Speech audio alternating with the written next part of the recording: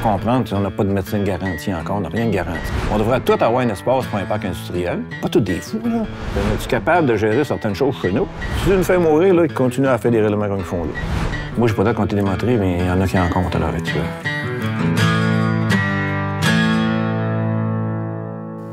Bonjour, bienvenue à Mères et Mairesses.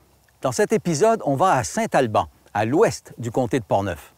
C'est une petite municipalité d'un peu plus de 1000 habitants, surtout connue pour le parc régional qui s'y trouve, le Parc naturel régional de Portneuf. Il est géré par un organisme à but non lucratif. Le maire, Denis Lépine, conduit des autobus scolaires depuis sa retraite. Il travaillait auparavant en construction. C'est un politicien expérimenté. Il a été élu une première fois en 1992.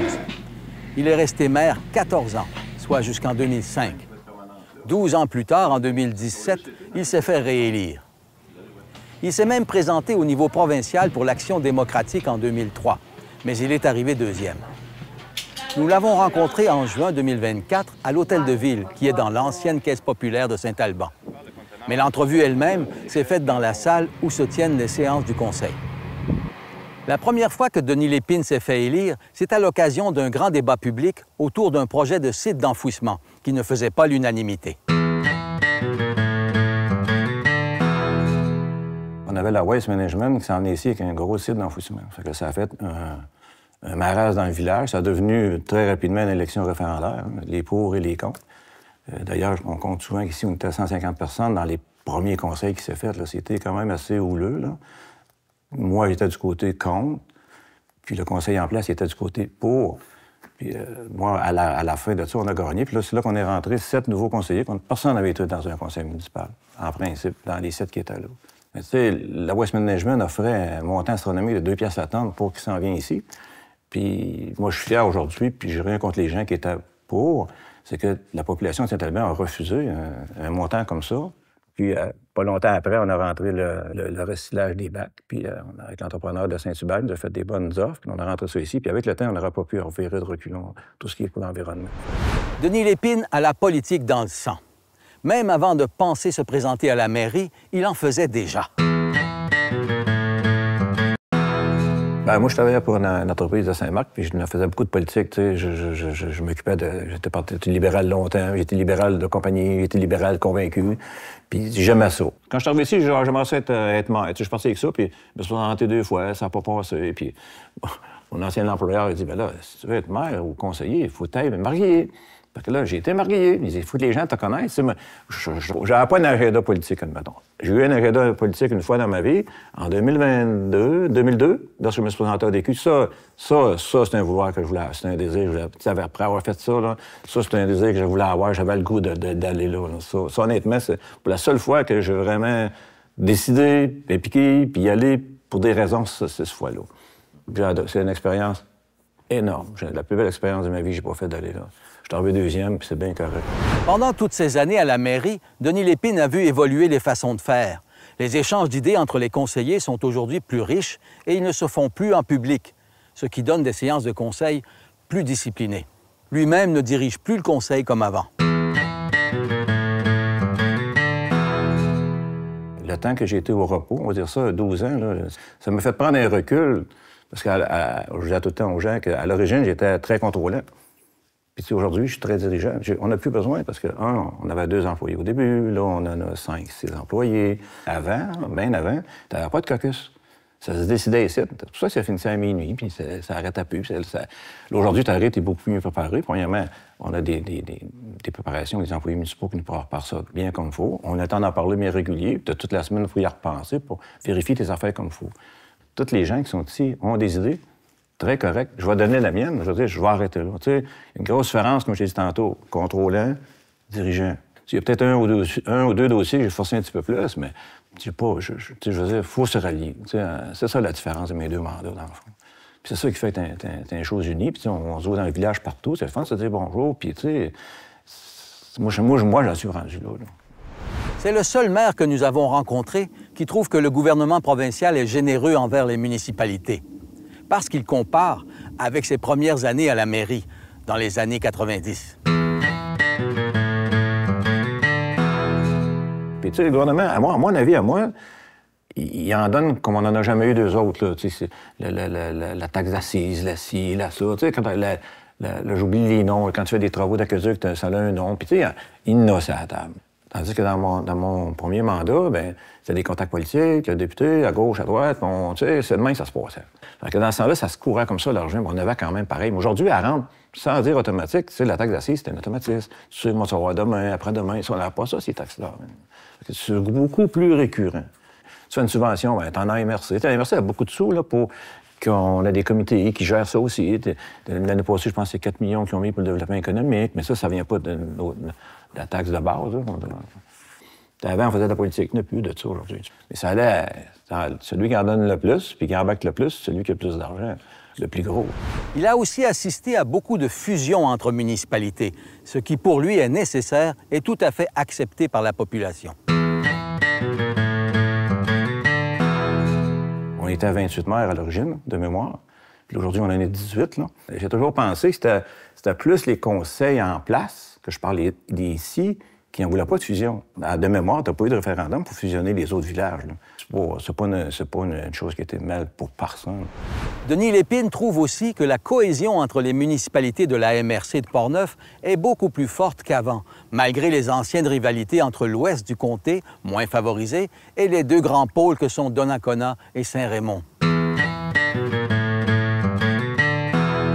L'unité régionale d'aujourd'hui, c'est merveilleux. Ceux qui n'ont pas connu la première partie, là, ils ne savent pas dans quelle ouate ils sont aujourd'hui. À l'origine, de mémoire, la MRC aurait dû être 3 MRC. Et on en fait juste une en pensant, à juste titre, que ça peut être plus gros, plus fort. Puis ça a créé 3 pôles. Mais les 3 pôles, ça a duré longtemps. Fait que c'était comme qui va l'avoir l'autre. Mais tu sais, c'était plus... moi, dans le temps qu'il y avait du tiraillement, on va appeler ça comme ça. Moins d'unité régionale, c'était plus difficile de défendre l'Ouest versus les deux grosses villes, tu sais. Alors, je vous dis tantôt, ça, c'est parti. Qu'est-ce qui vient pallier à ça un peu, s'ils entendent intermunicipal? Fait que, tu sais, à un moment donné, tu vas y aller par... comme les pompiers, à un moment donné, on s'entend plus ensemble parce qu'on n'a plus de pompiers. Tu sais, on fait un peu tout par obligation, mettons. D'ailleurs, le gouvernement sort des sous pour ça terriblement, pour les ententes municipales. Tu sais, et c'est pas pour rien qu'il fait ça, non?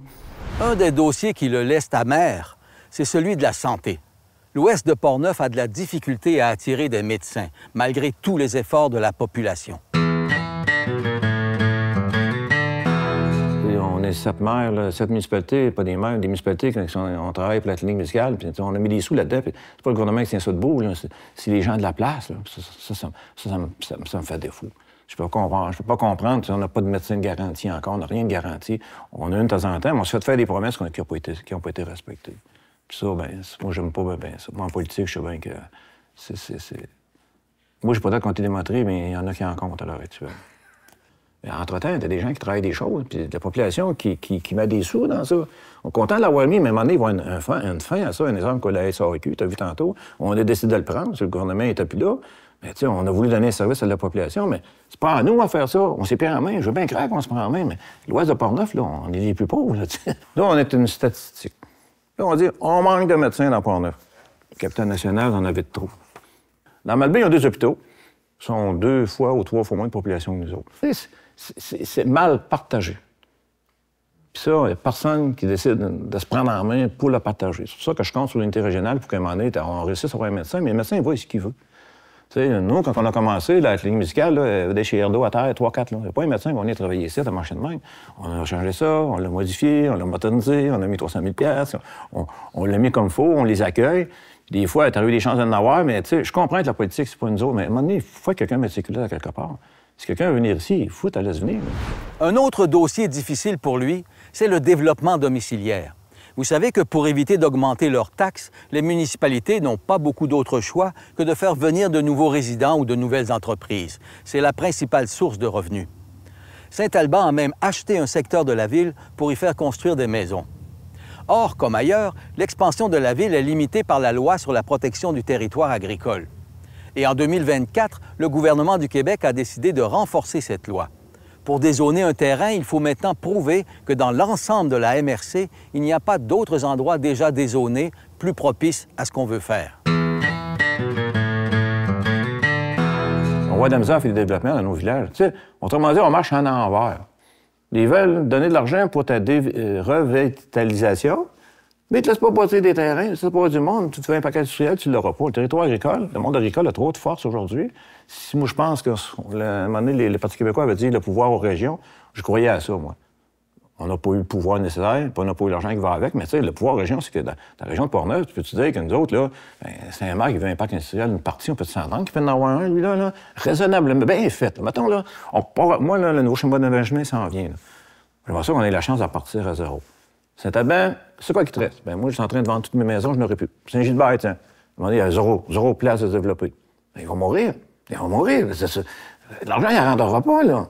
Je comprends le principe. Moi, je me suis battu longtemps pour le dézonage linéaire. D'ailleurs, si tu regardes Saint-Gilbert, quand tu montes, il y a des maisons, là, ça, c'est le dézonage linéaire qui a créé ça. Je suis d'accord qu'il y ait des normes, laisse l'espace pour une ferme. Mais, hey, elle passe, là, l'aqueduc, là. C'est quoi le problème, là? Au lieu de bâtir un nouveau développement, mais c'est du cas par cas qui est mal géré. Tu sais, une maison, ça prend 300 pieds par 300 pieds. Tu vas voir que tu es pareil. Après, tu sais, moi, je suis d'accord avec le principe. J'ai fait longtemps chez le comité consultatif agricole, le COCAC, qu'on appelle. Tu sais, j'étais allé au début, les premiers. À un moment donné, il faut être le monde, ils sont beaucoup plus ouverts, eux autres, mais c'est Québec puis Montréal qui les gère. Tu sais, dans Portneuf, on n'aura pas de problème ici, là, nulle part. Quand c'est logique, ils vont dire oui. Puis, tu sais, c'est des gens qui vivent de la terre. Ils savent toujours qu'ils vendent le stock, qu'ils ramassent aussi. Puis s'ils veulent avoir du monde, travailler chez eux, il faut être de la place pour rentrer du monde, faut que le monde se bâtisse, tu sais. On n'arrivera pas jamais de la manière que c'est pensé aujourd'hui. On devrait tout avoir un espace pour un parc industriel, chacun, raisonnablement, comme il faut. Pas tous des fous, là. Tu sais, j'ai une place pour en faire un, moi, puis les conseillers sont pas d'accord avec cette place-là. Ils trouvent que ça n'a pas la meilleure place. C'est bien correct. On sait qu'on a besoin d'un. C'est de trouver la bonne place. Mais là, on n'est même pas sûr, on n'a même pas une chance d'en mettre un nulle part. Fait que, tu sais, la discussion, on ne m'assumerera pas longtemps que les gens poussent qu'on le met, là. Même les lois environnementales, Denis Lépine les trouve trop contraignantes.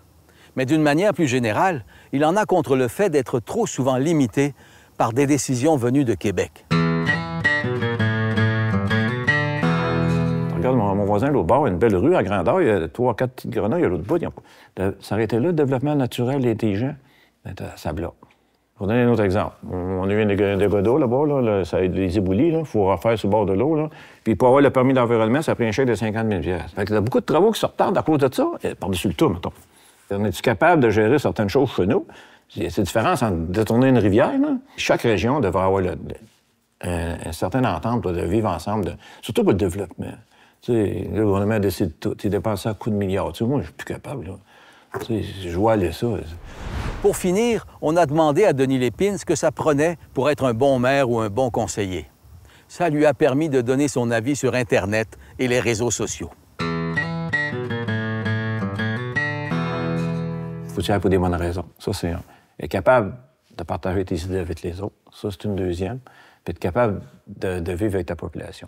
Être capable de recevoir des critiques. Parce que, tu sais, t'es conseiller, quand on fait la levée de l'Assemblée, t'es plus rien, là. C'est fini, là. T'es un simple citoyen. Fait que quand tu vas achaler à la semaine longue, c'est une autre affaire. Pas prendre ça trop personnellement. Par contre, quand tu es nouveau, tout beau, j'en vois là, des nouveaux. Je trouve ça le fun. J'y vois aller, mais c'est pas dans mon temps à moi. Les erreurs viennent plus vite. Tu fais une erreur, t'as ça en pleine face. Je regarde même pas les commentaires. Un, ça donne rien. Puis deuxièmement, les gens qui font ça, 90 % sont pas impliqués. Tu sais, en ancien temps, on envoyait une lettre à quelqu'un. Ça prenait 10 jours. Là, ça prenait une semaine de lire la lettre. Tu répondais après 6 mois. T'as envoyé 10 jours pour tourner la lettre, puis t'as plus choqué, là. Aujourd'hui, là, tout. D'ailleurs, je fais toujours ma farce plate, là, tu sais. Si tu vas aller en politique, tu as fait des amis, ils vont dire, achète-toi un chien.